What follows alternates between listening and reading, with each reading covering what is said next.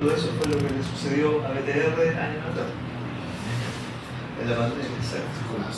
Su tecnología de cobre colapsó, ¿cierto? Por la evidencia misma de esa red, también colapsó por un tema operativo y por un tema de diseño. Los orígenes de BTR, ellos tienen capacidad de soportar el 30% de penetración de usuarios, si se diseñan las redes. O sea, más del 30% trabajando de forma concurrente era lo óptimo. Después de eso, la red colapsaba. Así se diseñaban las redes en esa época. Y nadie tenía idea. Ni siquiera la subsecretaría de Telecomunicación. Bueno, ocurrió la pandemia y ocurrió el desastre. Cuando toda la gente se va a la casa, empieza a trabajar ahí y sobrepasa el 30%. El cobre tiene un fenómeno que se llama ruido, ¿cierto? Y ese ruido impacta en el tráfico de datos. Si hay mucho ruido, el ancho de banda se reduce, ¿cierto? Los equipos que están escuchando una comunicación no pueden escucharla bien, se produce otro fenómeno que es corrección de errores, luego ya son sobrepasados y empieza a haber caída de servicio.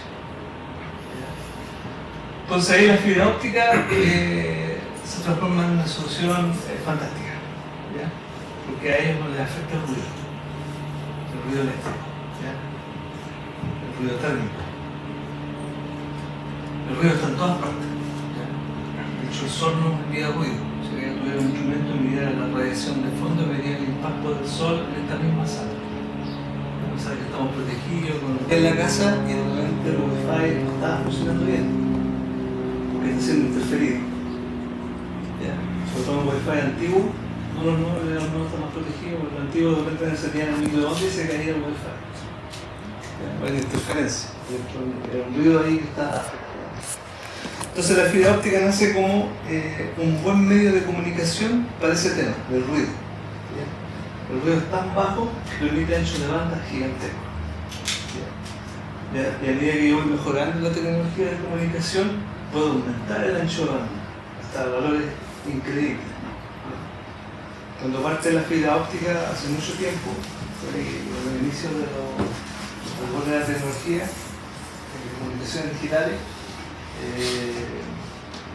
en Estados Unidos, una empresa que fabricaba vidrio como este, que era Corning, pero en fábrica de vidrio. ¿Ya?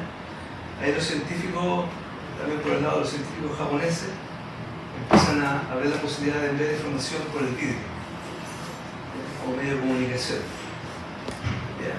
Entonces ahí se le encomienda la tarea de cómo fabricar un vidrio muy puro, de extremada pureza. Que yo pueda mandar un haz de luz por dentro y el haz de luz no salga del vidrio, sino que se vaya reflejando por dentro de ese vidrio como un espejo, y viaje por dentro. Y lo manda a gran distancia. Entonces, esta empresa gringa, Corning, desarrolla la primera fibra óptica.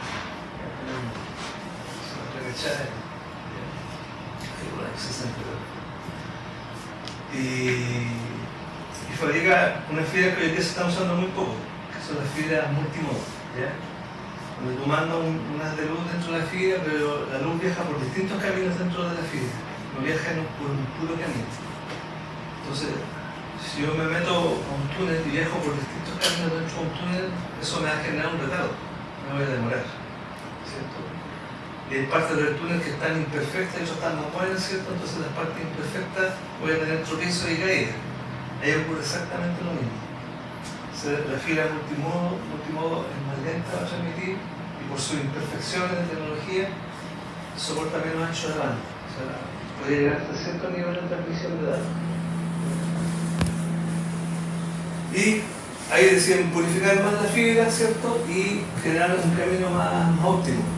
¿Ya? Y de ahí de las fibras multimodo saltamos las fibras monomodo. Son las que hoy día están utilizando. La chaqueta amarilla. Y esa fibra monomodo es un core muy pequeñito, un centro tal de silicio muy pequeño, donde la luz viaja en un único camino, muy baja pérdida. Eso me permite llegar a mucha distancia y con baja pérdida, y al llegar a mucha distancia con baja pérdida puedo tener un ancho de banda gigantesco. Hoy en día con una fibra óptica podemos mandar del orden de los terabits. Esa es más o menos la visión que se pueden ver hoy en día. Todas las comunicaciones tecnológicas. Y se puede implementar más. Ya se está hablando hoy en día inclusive de comunicaciones fotónicas, o sea, cuánticas. Ya estamos en otro mundo, ya nos vamos a salir de lo que conocemos hoy en día. Aquellos que estudiaron informática, telecomunicación, electrónica, la gente que se dedica al mundo cuántico, ya no, otro profesional. Ahí se habla de ingenieros de fermiones. Y no estamos hablando de electrones, estamos hablando de otra partícula elemental que hay ahí a nivel cuántico, que son los fermiones. Y con eso mandamos información a muy gran distancia también, con muy baja latencia. O sea, la dificultad hoy en día en las redes ópticas es cómo bajar la latencia. O sea, que es súper baja. Estamos hablando de milisegundos, ¿cierto? Pero hay aplicaciones que requieren bajo esa latencia, como son la inteligencia artificial, las transacciones bursátiles de alta velocidad, los gamers. He tenido instalaciones donde hay gamers adentro y reclaman por la latencia. Hay ciertos gamers que prefieren ciertos tipos de proveedores de servicios y no otros. Bueno, conozco muchos gamers que no les gusta Movistar, por ejemplo, porque la latencia es muy alta. Prefieren un mundo pacífico, un WOM, Contel, por ejemplo, por dar un nombre. A veces por lugares geográficos hay más latencia que en otros. Y otros proveedores tienen mejor tiempo de respuesta en su fibra. Y así va evolucionando la tecnología. Entonces, vamos a ver muy rapidito. Esta información toda se la voy a dejar más, otra información más, que estaba ahí en mi directorio, que es esta, la presentación del instrumento que van a trabajar el UTDR. Esta es la primera parte de tecnología. Y aquí hay mucha información de bibliografía. Hay un libro ahí, Reference Fiber Optic Eye, volumen 1, volumen 2, son libros bien buenos, esto lo puedes estudiar. Como está en inglés, pero tú lo metes en inteligencia artificial y le pides que te lo comente. Cuéntame estos libros, ¿de qué se trata? Háblame. Y la IA te va a empezar a contar, le puedes pedir un resumen y te lo va a decir en castellano. En el celular, el resumen cómodo, inclusive con audio. Dice, háblame del capítulo 1, ¿de qué se trata? Y esto lo va a decir. Te va a mostrar imágenes. Hoy en día el tema de la capacitación está al alcance de la mano, ya no es como antes. Y ahí hay harta información también en castellano, bien buena. Lo que es análisis de la fibra óptica, como estos son póster, ilustrativos. Esto es un póster, nota lo que es la fibra óptica, que consiste, de que se compone, ¿cierto? Cuáles son los temas esenciales de ella, etc. Todo esto yo lo resumí también en la presentación que les voy a mostrar. ¿Okay? Entonces volvemos a la presentación. Entonces vamos a entender lo que es la red óptica, ¿cierto? Las comunicaciones ópticas, los estándares que están en los 7. ¿Qué fibra es esa? Me interesa leer detalles de estándar, pero sin entender que una fibra que yo puedo torcer mucho, ¿cierto? Tirarla mucho, fraccionarla mucho y meterla por lugares es muy difícil. Eso es probablemente de lo que sale, no más allá de estándar.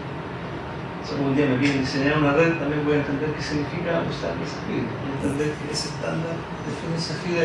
¿Cuál es la diferencia entre una y otra? Es muy sencillo, es el procedimiento de medición. ¿Ya? Los estándares internacionales dicen que solamente una es obligatoria, que es la taller 1. La taller 2 es opcional. Y resulta que la taller 2 es la que más se utiliza, la que más nos interesa a nosotros. Entonces yo puedo estimar la pérdida o medirla con el taller 1, pero no saco nada con estimarla o medirla si no puedo encontrar la falla.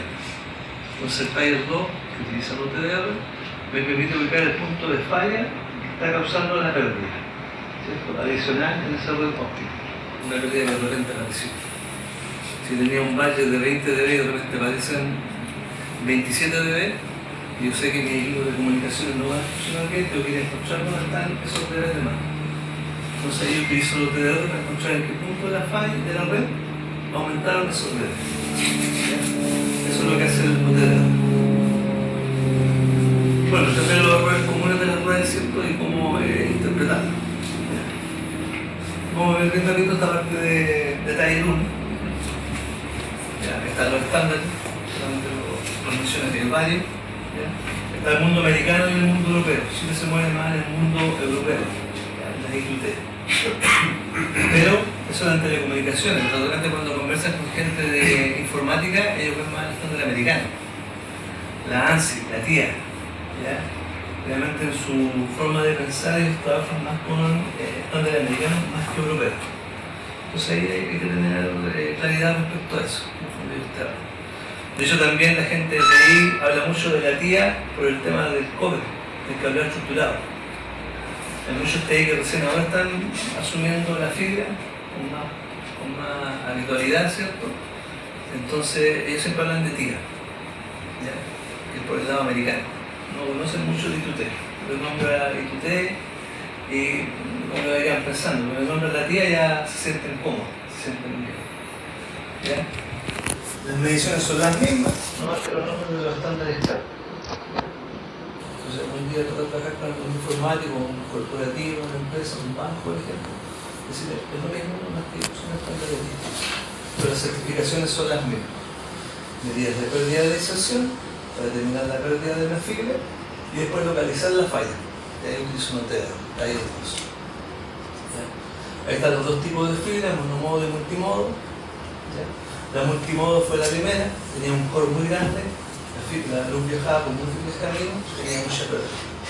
Después la tecnología se mejoró, y ahí aparecen los estándares que definen el monomodo, el core se redujo, ¿cierto? En la multimodo eran de 125 nanómetros, y que tenemos una estructura cristalina de principio a fin, y que la luz viaje a través de ese vidrio, que lo atraviesa, y pueda llegar al otro lado y yo pueda leer esa información si viaja por la fibra. En principio esta tecnología era súper cara, súper barata. Yo voy por la calle a veces y me encuentro los carotes de fibra, o que se cayeron de la camioneta, o se me olvidó recogerlos. Pero hace años atrás eso era un lujo, no podías perderte un carrete de fibra o un poquito de fibra, era imposible dejarlo botado. ¿Ya?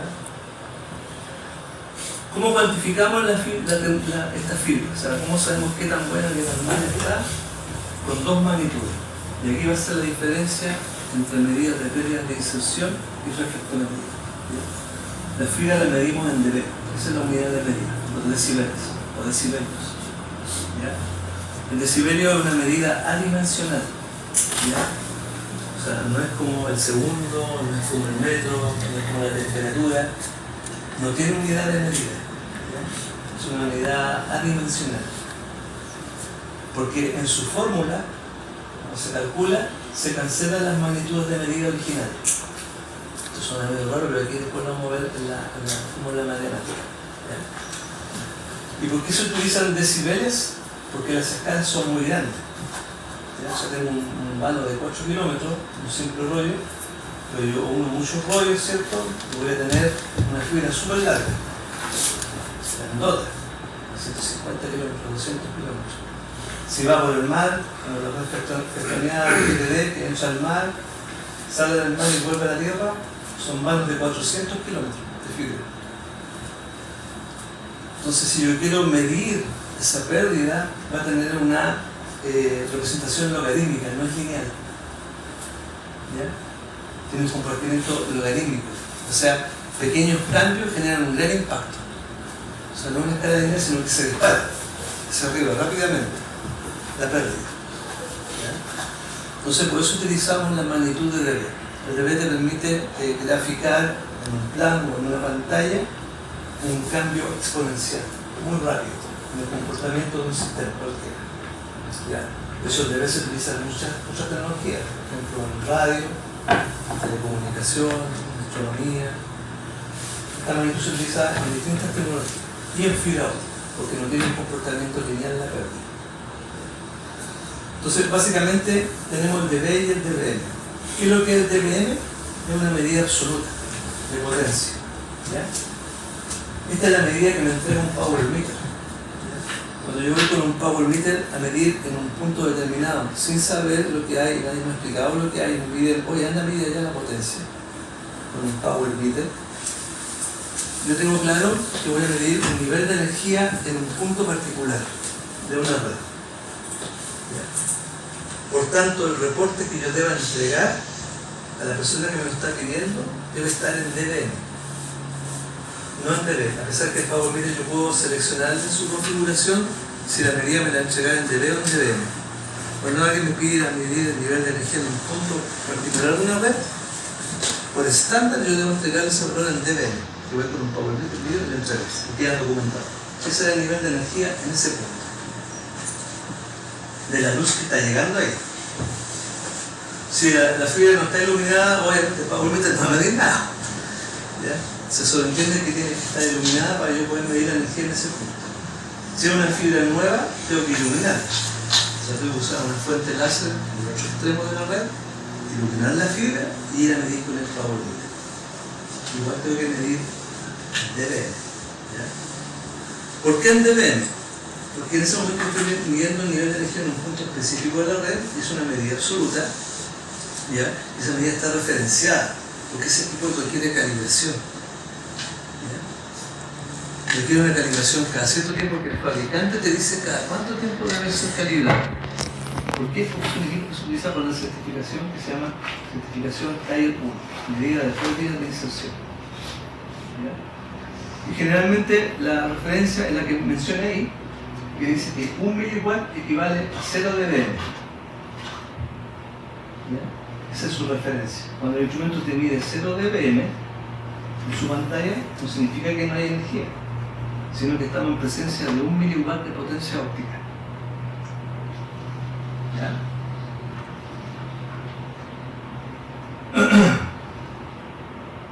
Y el dB es una medida relativa, y ahí está la fórmula. Es una medida de la pérdida. No es una medida de la energía que hay en un punto, es la medida de la pérdida que hay en esa sección de esa red óptica. Y se calcula respecto a la potencia de entrada en dBm, o sea, una medida absoluta de salida en dBm. Se perdió en un tramo de red. Esa es la diferencia. Cuesta un poco entenderlo, pero esa es la diferencia entre dB y dBm. El PowerMeter mide dBm y el OTDR mide dB. El OTDR mide pérdida, ¿ya? No mide potencia absoluta. Tú en el OTDR vas a ver un nivel de pérdida. Es una gráfica de una pendiente descendente que parte en un nivel muy alto y termina en un nivel muy bajo y te mide el nivel de pérdida que tiene esa red óptica que tú estás midiendo. ¿Ya? Eso es lo que mide el OTDR. Entonces, cuando vemos un reporte en una tabla que te entregan una magnitud de pérdida medida en dBm, generalmente debes saber, se supone que la persona entiende de estándares ópticos, que cuando hay una tabla con dBm, estamos midiendo potencia absoluta, o sea, midiendo energía en un punto determinado, y cuando vemos dB, estamos midiendo pérdida de la red óptica. ¿Ya? Y muy probablemente esa medida en dB, si no te dicen con qué fue hecha, puede ser teórica, si es calculada teóricamente, o fue hecha con un OTDR. Y si alguien malamente expresó una tabla de dB usando un PowerMeter, debe colocar ahí. Medí esto con PowerMeter, pero cambié la escala del PowerMeter de dBm a dB. Porque si no va a echar a confusión. Eso, siempre un reporte tiene que quedar bien documentado cómo tú haces las mediciones, cómo las ejecutas, en qué escala estás usando en el instrumento. Eso siempre un reporte debe ir indicado. Entonces, la pérdida es una medida no referenciada. Acá, la medida de dB no requiere referencia, dBm sí. ¿Ya? La medida del PowerMeter. Entonces, el primer paso para una medida de pérdida es realizar una referencia. Claro, pero tengo que usar un PowerMeter, tengo que referenciar ese PowerMeter. Que significa ponerlo a cero. Entender que 1 miliwatt son 0 dB. Y aquí me pone un ejemplo. ¿Ya? Tengo un equipo PowerMeter puesto a cero. Y lo referencio. Por eso que es una medida referenciada. La medida absoluta es una medida referenciada.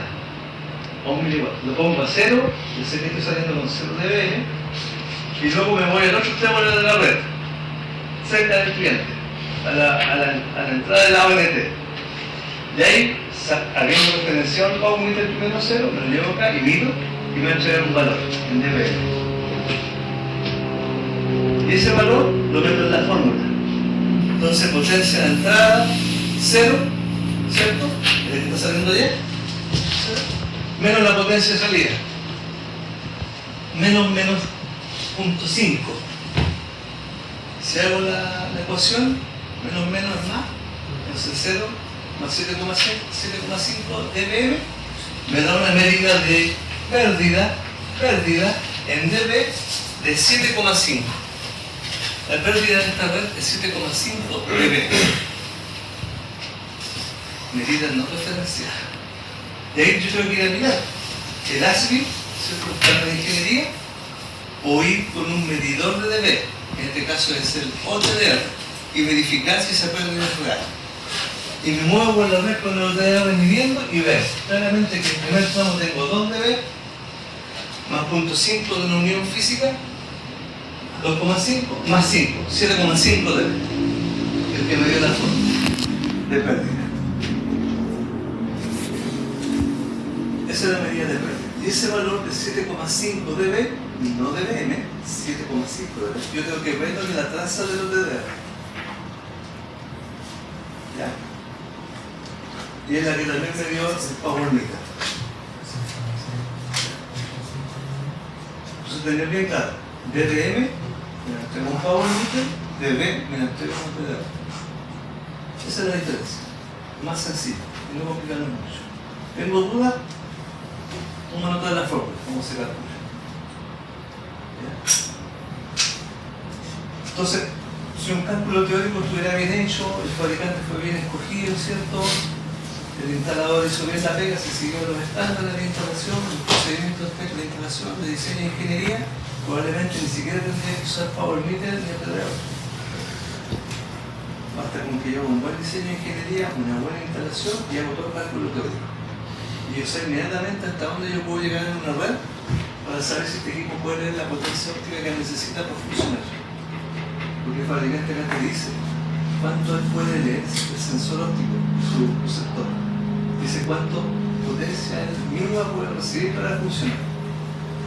Y yo podría trabajar perfectamente. Pero en la práctica, lamentablemente, eso no se ve. Llegó el invierno, la cámara se inundó, se llenó de agua, de tierra, la mufarrana, el sello tan perfecto, se llenó de evolución.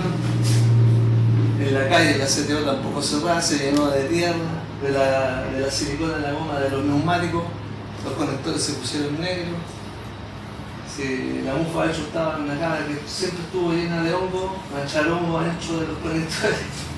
Y esta pérdida va a aumentar. Justo alguien fue a reparar la fibra óptica, ¿cierto? Y en vez de usar los conectores definidos por estándar, yo voy y uso uno que recicló por ahí. Y no lo limpió antes de instalarlo. Y aumentamos la pérdida. Entonces, en la práctica van a ocurrir otros fenómenos que me van a obligar a mí a usar instrumentos. ¿Cierto? Primero, para verificar de que no se está cumpliendo, este equipo se va a empezar a alarmar primero, después precisamente se me va a caer. A dejar de funcionar y el cliente me va a instalar. Se tabla del día el equipo no funciona bien, no levanta, se está cayendo, el cliente va a tocar. Lo que implica que se cumpla el nivel de práctica. Enganchar el NOCA, el sistema de gestión, a revisar qué potencia está detectando. El sensor de este no es tan sofisticado como el instrumento, por tanto va a haber un gran diferencia. Entonces tengo que ir a medir. Veo que no se cumple el presupuesto de pérdida, o sea, no está en el nivel de potencia para que funcione bien, porque hay un rango. Además que el sensor tiene un envejecimiento y el láser también tiene un envejecimiento. O sea, el fabricante te garantiza ese nivel de potencia y ese nivel de recepción bajo ciertas condiciones ambientales de temperatura, ¿cierto? Y de vida útil. Entonces pasan los años y ese láser que era súper perfecto, un PIC infinitesimal, con cierto nivel de potencia y cierto nivel de ruido, muy perfecto, pasan los años y empieza a ensancharse ese láser y empieza a deteriorarse y aumenta el ruido de transmisión en el equipo de transmisión. Entonces pasan los años y este ya comienza a no leer bien ese láser. Entonces ahí también, con la única forma de yo saber eso es que tiene un power meter. pero que ese nivel se sigue cumpliendo de transmisión y verificar acá que se está recibiendo de esa forma. ¿Qué hay que tener claro en las redes ópticas? Como la fibra óptica no se comporta de forma lineal, sino que logarítmica, o sea, pequeños cambios tienen un impacto gigante. ¿Ya? No es un comportamiento lineal con cierta pendiente. ¿Ya? Cambia un poquito la pérdida y se afecta inmediatamente el nivel de transmisión-recepción de la fibra. ¿Ya? Y eso se ve en esta tabla. ¿Ya? Y ahí está la fórmula. Cómo se calcula el dB y cómo se calcula el dBm. ¿Y por qué adimensional? Porque estamos dividiendo potencia de entrada con potencia de salida. Si ambas están medidas en watt dividido por watt, se cancela la magnitud, desaparece. Entonces queda una unidad adimensional, no tiene métrica de medición. Por eso queda una unidad sin dimensión. La fórmula anterior que vimos más clara, ¿ya? Solo hago suma algebraica para el valor de pérdida. Pero sí me interesa saber esto. Si yo estoy inyectando 1 miliwatt en la red, ¿ya? Y en un punto la energía, voy con el power meter, mira, 1 miliwatt, ya, ok. Y yo voy a otra parte de la red, alejándome del transmisor, y veo y miro 0,5 miliwatt, la potencia se me fue a la mitad. Se cayó 50% el nivel de energía que había en esa fibra óptica, la luz. Y eso es mucho. O sea, que llegué después se me fue la energía a la mitad. O sea, tengo el jarro lleno de jugo y lo dejé aquí, me fui, volví y el jarro está a la mitad. Hasta aquí me tomó mi jugo. Se me fue a la mitad y tengo más visitas, tengo que llegarle jugo a las demás visitas. Es mucha pérdida, el 50%. Y si yo relaciono esa potencia en dB, esta es la relación. Tenía 1 miliwatt, 0 dB, pero si se me va la mitad de la energía en la red, hubo un cambio de 3 dB, solamente 3 dB. Entonces cuando tú estás midiendo un power meter o con un OTDR y tú ves que en una sección de la red la energía cambió 3 dB, tú tienes que inmediatamente ponerte aquí con alarma en tu mente, decir, se me acaba de ir la mitad de la energía en este tramo que yo medí, en estos puntos que yo medí. O sea, se me fue la mitad de la luz al tiro, solo 3 dB. Entonces yo tengo que pensar, no, aquí hay algo que corregir, algo pasó. A lo mejor hubo un robo de cable, vino alguien rápido, empalmó, se fue, pero generó mucha pérdida. Entonces tengo que ir a ver qué pasó, porque esos 3 dB van a impactar al equipo que está recibiendo la información. Puede que ya no va a funcionar bien por esos 3 dB de pérdida adicional. Entonces tengo que ir a investigar y encontrar ese punto de falla. Y la única forma de usarlo es el OTDR, que me mide pérdida, detecta la pérdida, que parte está. Y a pillar dónde aparecieron esos 3 dB de más, que me tiraron la energía a la mitad. La cortaron así de un paraguas, a la mitad de la energía. A veces los equipos de recepción tienen capacidad de soportar eso. ¿Ya? Los equipos tienen capacidad de reconstruir los errores, se llama FEC, Forward Error Correction. Ellos reciben una señal muy deteriorada, pero por así decirlo, como que la limpian un poco, ¿cierto? Y reconstruyen de ahí los 1 y los 0, para poder leerlo y decir, sí, con estos 1 y 0 voy a poder mejorar la imagen del Netflix del niño chico que está viendo la película y no se va a ver pixeleado. Pero de repente no va a poder hacerlo, van a empezar a aparecer los macrobloques en la película.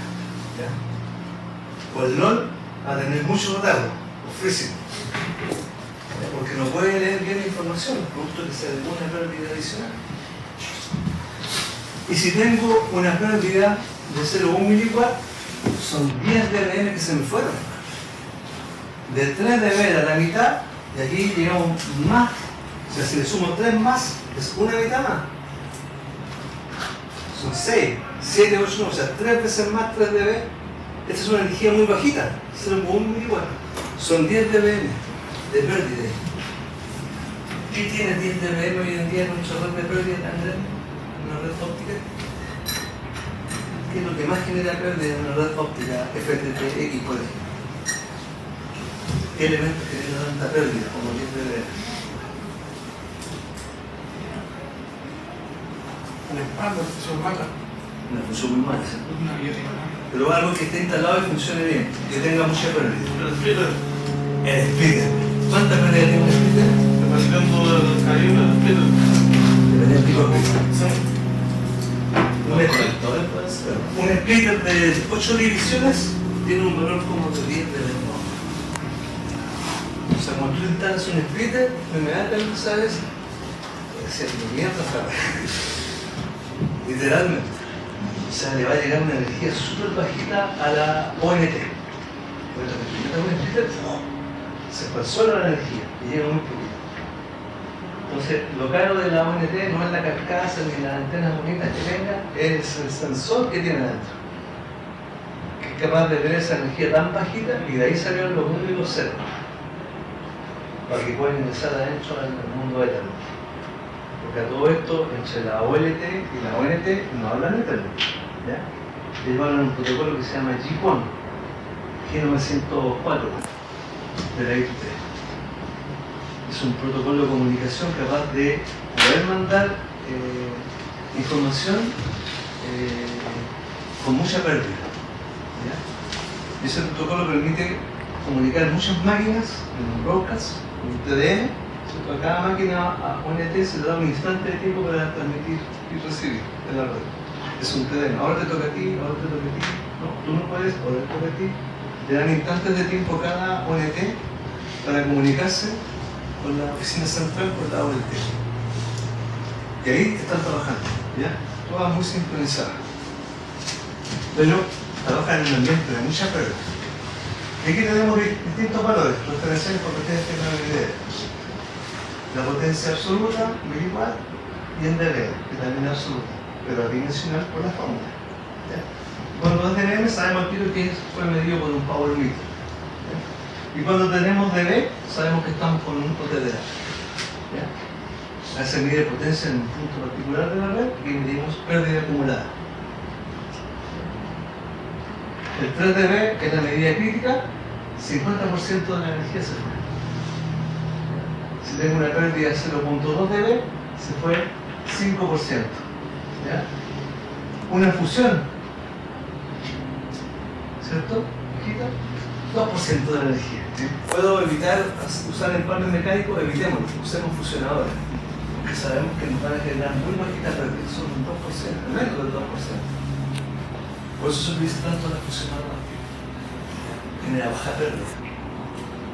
Ese 10 dB, fíjate, 10 dB es el splitter, se me va el 90% de la energía. O sea, me queda un 10% que sigue hacia adelante, viajando, después del splitter.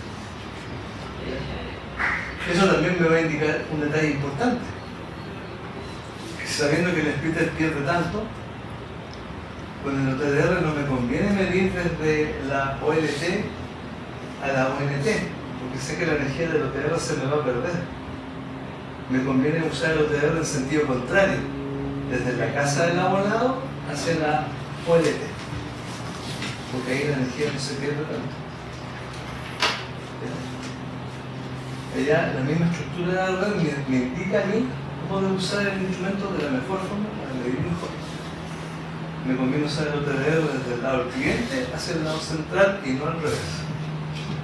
Si lo tengo que usar al revés porque me pidieron hacerlo, estoy obligado a medir por secciones. De la OLT al primer splitter, hay una medición con el OTDR que me da mucha pérdida, entonces voy después y mido el primer splitter y el segundo splitter. Entonces tengo que entregar varios reportes por separado, para entregar una buena gráfica y una buena medición de qué me está pidiendo. Si la persona me dice, no quiero que me mire hasta el final y ese reporte quiero, te lo entrego, pero tienes que entender qué medición te voy a entregar y qué error va a tener. Si tú quieres tener una medida buena, con buena resolución, lo mejor es medir por sección, porque esta es una red de mucha pérdida. ¿Ya? ¿Qué es lo que causa la pérdida de la fibra? La misma fibra, la tecnología de la fibra. ¿Ya? 1310 nanómetros tiene una pérdida de 0,35 dB por kilómetro. Se especifica la longitud de onda porque la pérdida cambia dependiendo de la longitud de onda. ¿Ya? Si me voy a 1550, esa fibra tiene menos pérdida. ¿Ya? La fibra óptica se comporta distinto a distintas longitudes de onda. Hay longitudes de onda que yo puedo llegar a mayor distancia y con menos pérdida. ¿Ya? Eso pasa mucho en redes que tú no puedes modificar, no puedes alterar, no puedes buscar ruta alternativa. ¿Ya? Si un banco abrió una sucursal nueva en otra localidad y tú solamente tenías SFP de 1310 y te das cuenta que no vas a llegar. ¿Qué hacemos? Tenemos que tirar red nueva. No, escucharemos al vecino, yo soy GTV, ya tenemos el mundo pacífico que nos arrienda una fibra. Y alguien se le ocurre decir, afortunadamente, oye, pero si con 1550 vamos a llegar, saquemos el SFP de 1310, coloquemos 1550. Claro, perfecto, llegamos. El longitud de onda que te permite llegar a mayor distancia. De ahí el fabricante la específica. Tengo menos pérdidas que 1550. Pérdida de inserción, o sea, cuando yo inyecto la señal al dispositivo, es la pérdida. La pérdida se produce cuando tú pasas de un medio de comunicación a otro, del aire al vídeo. Cuando yo paso del aire al vídeo se produce una pérdida. O al revés, cuando sale del vídeo al aire se produce otra pérdida. Dos conectores, son medios distintos. Sale la luz de un conector y ingresa a otro, hay una pérdida. Esas pérdidas de inserción. Y ella te da más de 3 tipos de pérdidas de inserción, de cambio de medio. El conector 0,5 dB. El par de difusión menor a 0,8. Pérdida de retorno óptico es la potencia reflejada. ¿Ya? Cuando yo coloco un conector y viene la luz viajando por la fibra, cambia de medio, pero al cambiar de medio, si el conector es súper bueno, la luz va a seguir. Pero sabemos que no todo es perfecto. Parte de esa energía que va a golpear el conector se va a devolver. Y cuando la energía se devuelve igual como venía incidiendo, o sea, con la misma amplitud de onda. Entonces, cuando yo junto dos ondas iguales en sentido contrario con la misma fase, la onda se cancela y se produce interferencia. Es una pérdida óptica de retorno. Es un fenómeno óptico de interferencia del agua, por ejemplo. Y luego cuando las ondas se cancelan, como tú quitas una cuerda, ¿cierto? Que la amarra a un poste, llega un punto en que la onda incidente se cancela con la que se refleja de golpe y se elimina. En la luz pasa exactamente lo mismo. Entonces hay que tener mucho cuidado con los conectores, tienen que ser de buena calidad, para que reflejen en origen la mínima cantidad de energía posible de luz de vuelta. ¿Por qué? Porque esa energía va a interferir en el transmisor. Se va a caer la señal. Entonces, hoy en día los mejores conectores para baja reflexión es el APC, conector verde. ¿Y por qué se coge APC? Porque ya sabemos que una red pillada llega muy poquita energía al final. Entonces tengo que evitar una interferencia de ORL, ¿ya? Para evitar más pérdida adicional en la red. Otras causas, cuando yo doblo la fibra, genera una pérdida adicional, que son los más de 2 meses, contaminación de conectores, ¿cierto? Empalmes mal hechos, ¿cierto? Empalmes mecánicos, tan sucios o dañados. Y la principal falla hoy en día en estas redes, ya que tienen mucha pérdida, porque usan splitter, o sea, está llegando menos o llega al 10%, menos del 10% de la energía que yo inyecto al principio al equipo de recepción. Si yo tengo un conector sucio, inmediatamente le inyecto varios dB de pérdida, inclusive 3 dB y más. Por tanto, le estoy quitando ese poquito 10% que va llegando ya al final del cliente, le puedo estar quitando al tiro un 5% que va a llegar por un conector sucio. Por tanto, este es el principal punto de falla hoy en día en las redes ópticas, conectores sucios. Si yo no tengo el instrumental para mirar que esté limpio el conector, estoy obligado a limpiar. Siempre, sobre todo en una red FTTX. Siempre andar con tu elemento de limpieza. Aunque vengan nuevos, en bolsas sellados, tienes que limpiarlo. todo en la bolsa, todo donde viene el frasco bonito, tienes que limpiarlo. Si no puedes mirar y ver que está limpio, tienes que limpiarlo, porque si no va a ser un punto de falla adicional. Y es importante, porque la señal viene muy débil. Lo mismo el instrumento. Y el instrumento también es un punto de falla, porque es un conector. Antes de usar el instrumento tú tienes que limpiarlo. El cordón que vas a utilizar para colocar el instrumento también tienes que limpiarlo. Y ojalá usar un buen cordón de buena calidad. O la bobina de lanzamiento, en la que tú conectas el alrededor de tu rueda. Y usar un buen limpiador. ¿Bien? Ahí están estos tipos de conectores que se ven en el mercado. En el COD, por ejemplo, se ve mucho el Euro 2000, en las plantas de energía óptica se ve el SCPC, por la pérdida óptica de retorno, que es un conector angular de 8 grados. ¿Ya? Vamos a un hospital, por ejemplo, y ya no vemos ni Euro 2000 ni APC, vemos esto, MPO, se están usando mucho, ¿ya? Que es un multifilar. Efectivamente, parte multifilar en el centro de operaciones del hospital, pero termina en APC.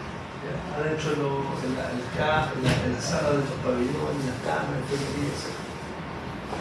Hay que tener una introducción multifilar. Y para todas las herramientas de limpieza.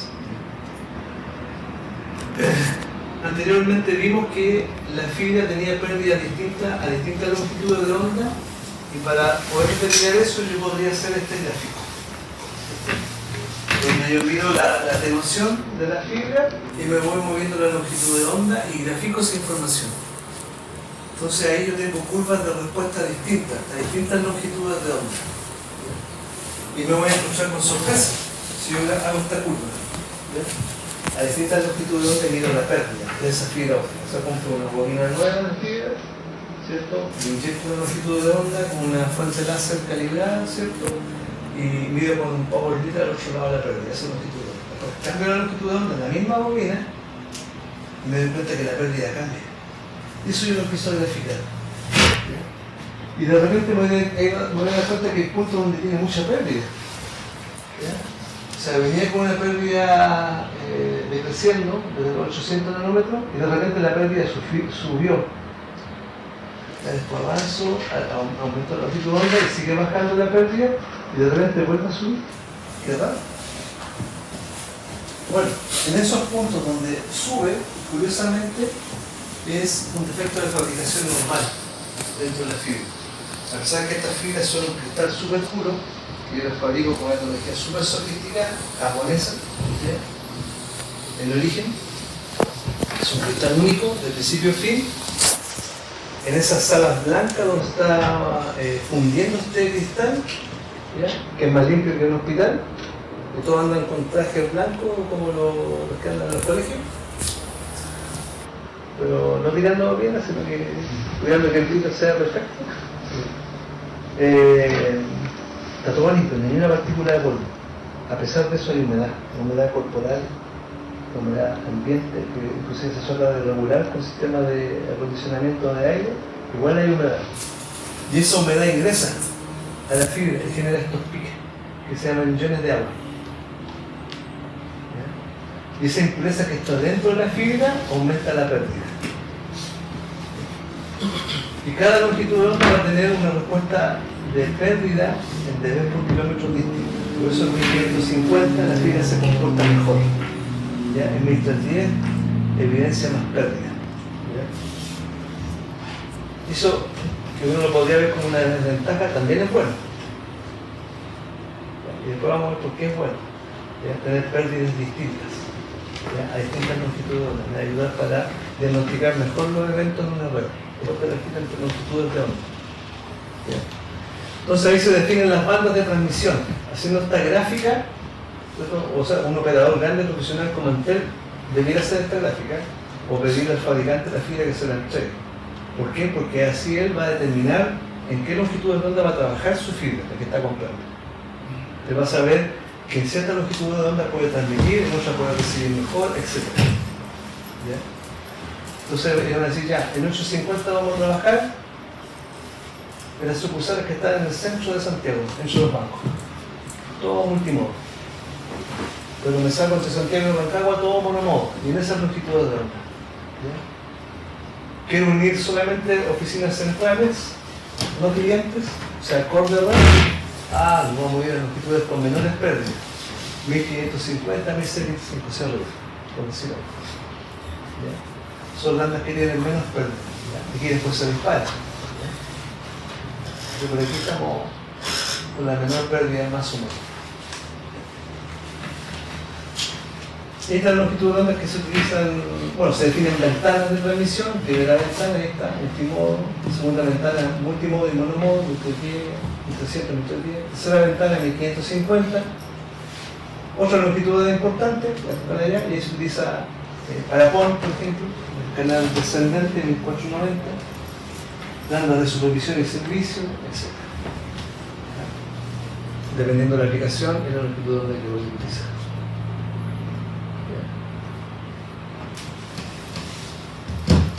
En la certificación Taller 1, que medida de pérdidas de inserción, así es como se ve la red.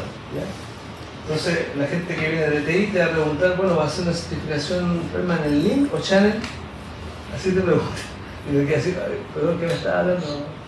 Ellos vienen del mundo de UTP, de cableado estructurado, de cobre.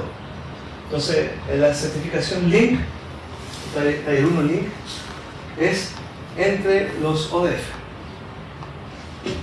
No punto terminal, no el paso del punto en el puesto de la secretaria. Cuando hago certificación channel, es el patchcore, que está ahí listo para ser conectado. Nada más. Para entender la terminología de y ahí usamos un power meter y una fuente láser. ¿Ya? Certificación Taller 1 es una medida absoluta, se tiene que medir en dB. ¿Ya? Entonces tengo una fuente de luz calibrada, donde el fabricante me dice cuál es su periodo de calibración. Tiene que estar escrito, ¿ya? En la hoja del fabricante, y en su certificado. Y el power meter igual. ¿Ya? Y utilizo unos cordones de referencia.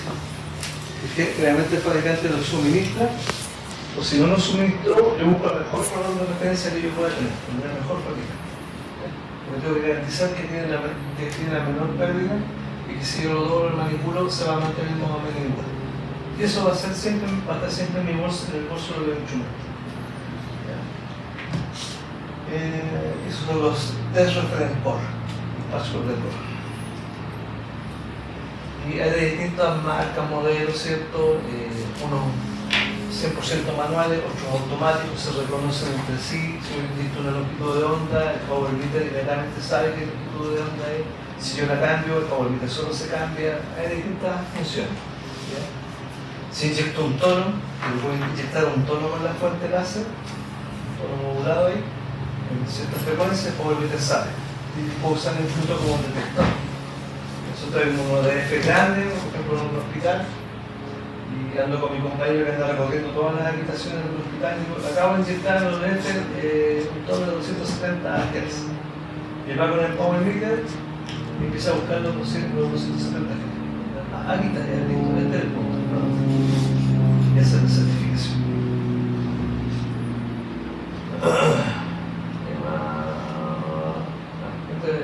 Echase a la fábrica promocionando su empresa. Bueno, igual es importante porque puedo comprar un equipo con Amazon y va a tener un periodo de calibración de meses hasta un año. ¿Ya? Estos equipos, como vienen fueron desarrollados en Francia o en Alemania, tienen periodo de calibración cada 3 años. O sea, es súper precisa la tecnología. Entonces, si va a una empresa minera, seguro que te va a pedir correcto. Depende del cliente con el que trabajar, el nivel de certificación que tú requieres. Son sencillas, no te están pidiendo ni estándares ni nada, vas con uno más económico, ¿cierto? Chinito, ¿cierto? Pero igual debo tener regirme con el protocolo estándar, tengo que referenciarlo, ¿cierto? Calibrarlo, ojalá, en el periodo que recomiende el fabricante.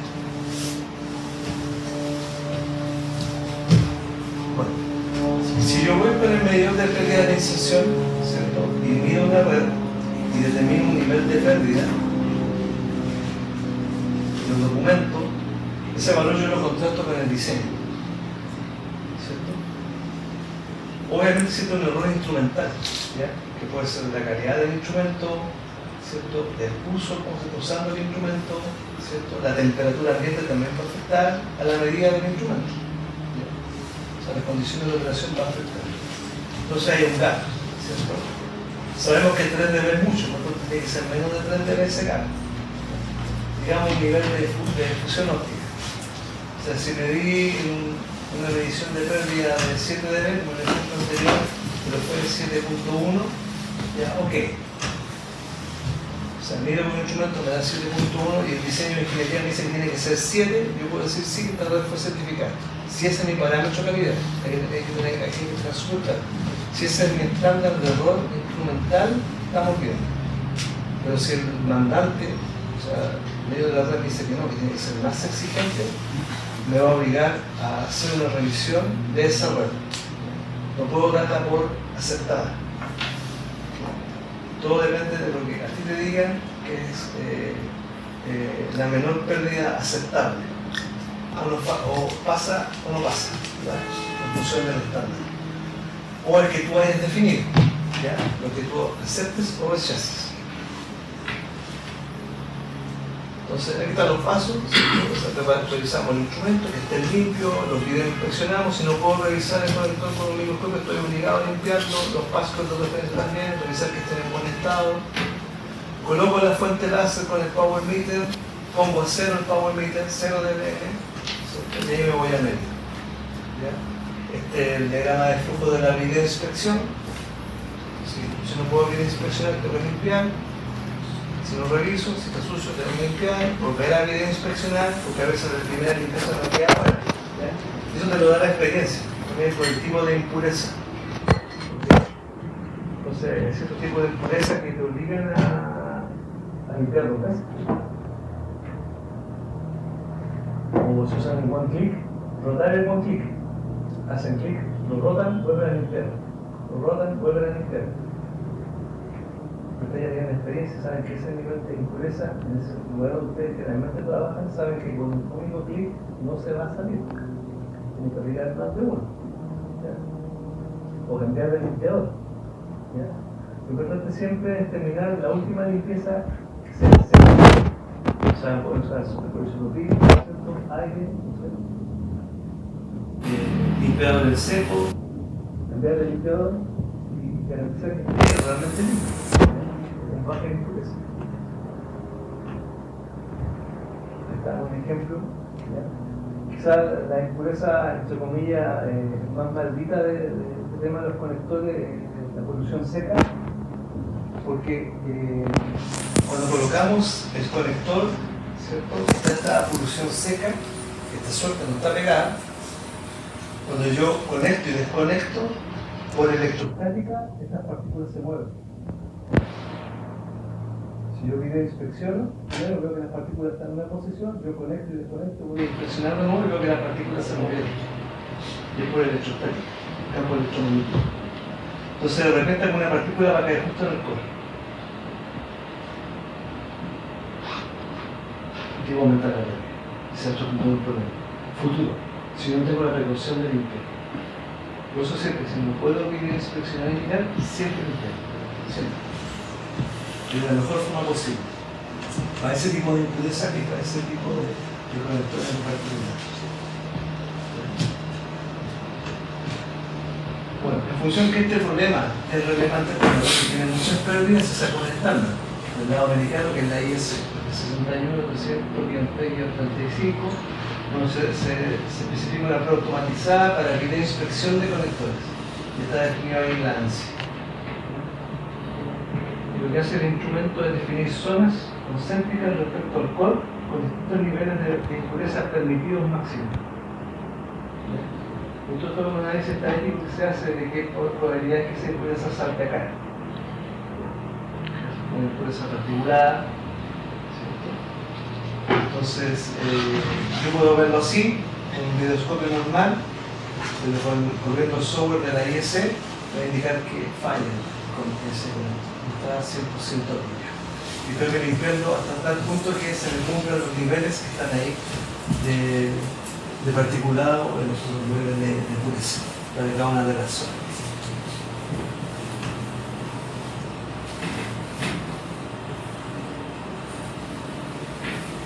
Y están distintos tipos de alimentos de limpieza y va a depender del lugar donde yo estoy trabajando, ¿sí? El nivel de articulado que hay, las condiciones ambientales, la presión.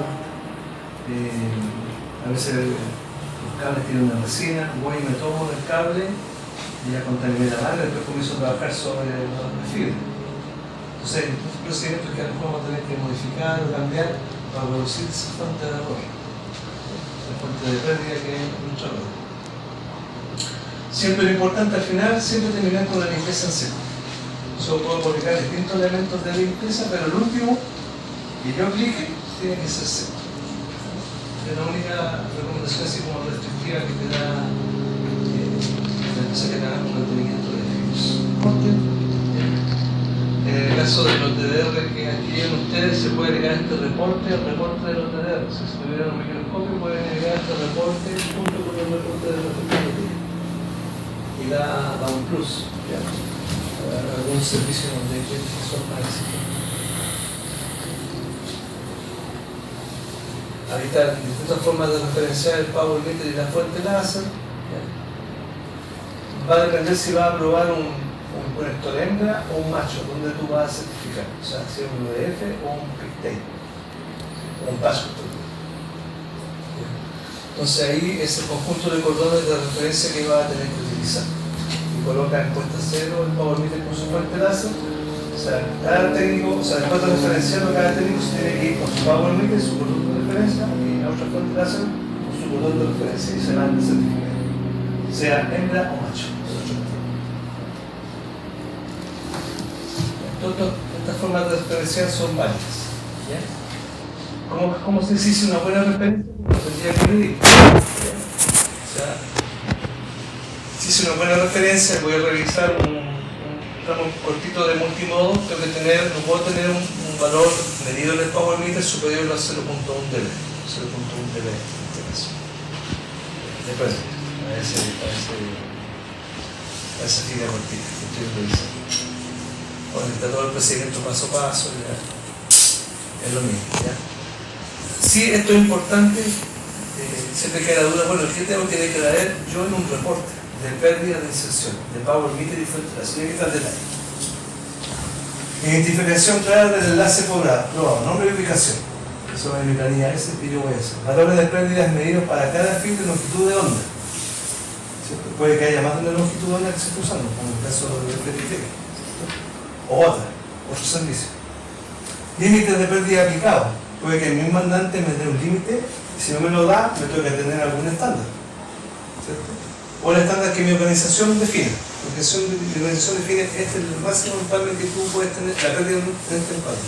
Puedes tener la máxima pérdida en este splitter.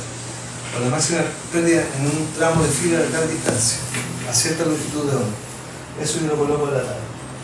Estado de cada enlace, si fue aprobado o rechazado. O sea, yo mido con power meter una sección que me dice no puede tener más de 10 dB de pérdida. Ya tuvo 11 dB, rechazado. Tengo que tener una columna que diga rechazado. De esa realidad de la tipo de fibra, ¿cierto? Tipo de fibra, tipo de longitud de onda, cable referenciado, utilizado. ¿Ya? Esto es bien importante porque ha pasado a veces de que se están haciendo certificaciones y de repente vienen otras empresas, ¿cierto? Y es disputa. O viene un auditor externo y dice, oye, tus mediciones no alcanzan con la mía. Claro, quiere quedar bien y te va a echar la culpa a ti. Entonces ahí está súper claro. Usamos estos instrumentos y estos cables de referencia. Marca Corning, los mejores que podemos utilizar.